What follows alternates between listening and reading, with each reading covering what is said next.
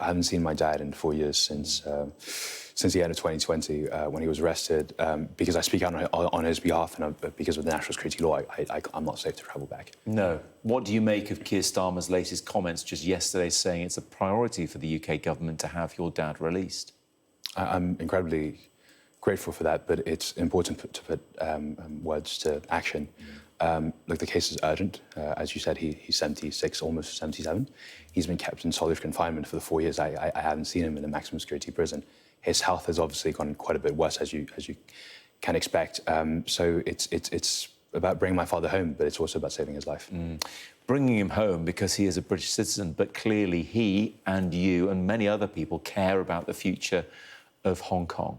Yeah, it's a place that holds a very dear place in my heart. As it does for many people living in Britain, but of course, since handover happened, it is a part of China. We have reached out for comment from the Chinese embassy here. We have heard nothing back, but we do know that's what they say. This is Chinese business in a Chinese place, and basically everybody else needs to leave it alone.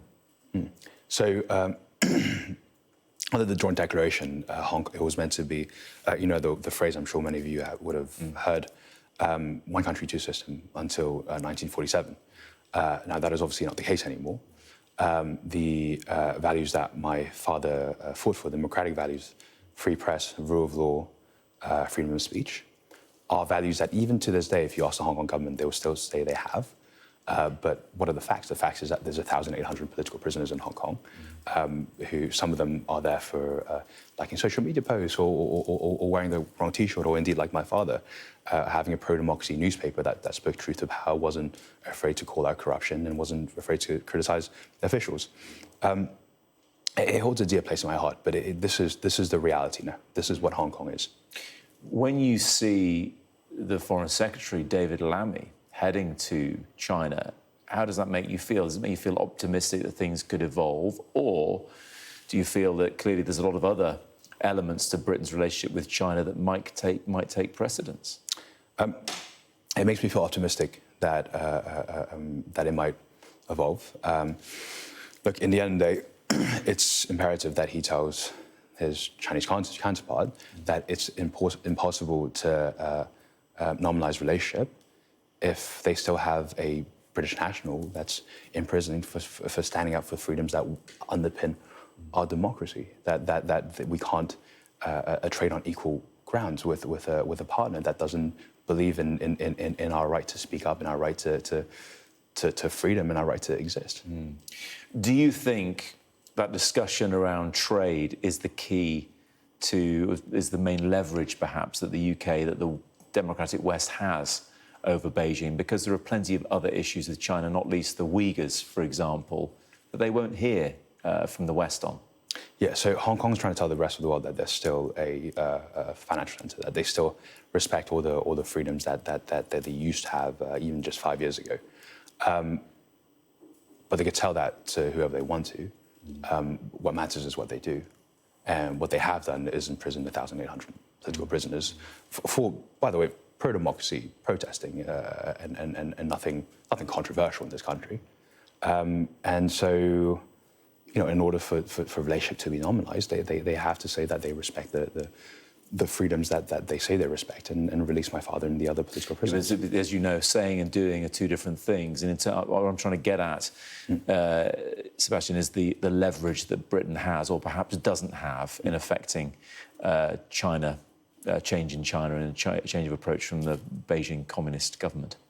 So, I mean, you will see that Hong Kong relies a lot on Britain. I'll give you a few examples. They still have a common law system, which every day that we criticise it, basically tells them that it's okay to keep doing what they're doing, using lawfare to target pro-democracy protesters. Also, look, in the end of the day, we run a huge trade deficit with China. We buy their stuff, right? So it's in this relationship, we have tremendous leverage. I remember speaking to Governor Chris Patten, who's governor of Hong Kong, on a panel, and he was asked about trade, and he said, look, when I was governor of Hong Kong, it was one of the best trading times with China, but I kept poking the bear. I kept saying how important democracy was in Hong Kong, and I kept having all these trying to establish all these democratic institutions, even as my own country told me not to do that. And Baroness Helena Candy, who was also on the panel, asked, well, how do you do that? How did you manage to do both these things?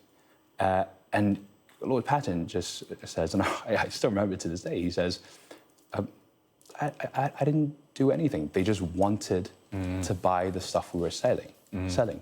So I don't prescribe to this idea that we have to sell our freedom, sell our dignity for some perceived advantage on trade. We're not so weak as a country to have to scramble for scraps at the feet of tyrants. Sebastian, very quickly, final question. You remain optimistic that your dad may come out, he may be free to come back?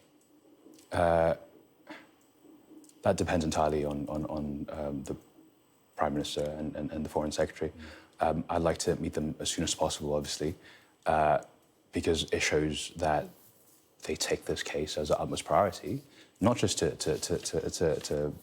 me, to the United Kingdom citizens, but also to his captors. And by meeting me, it will ensure that there is a possibility that my father will be home, will be here, with all of us.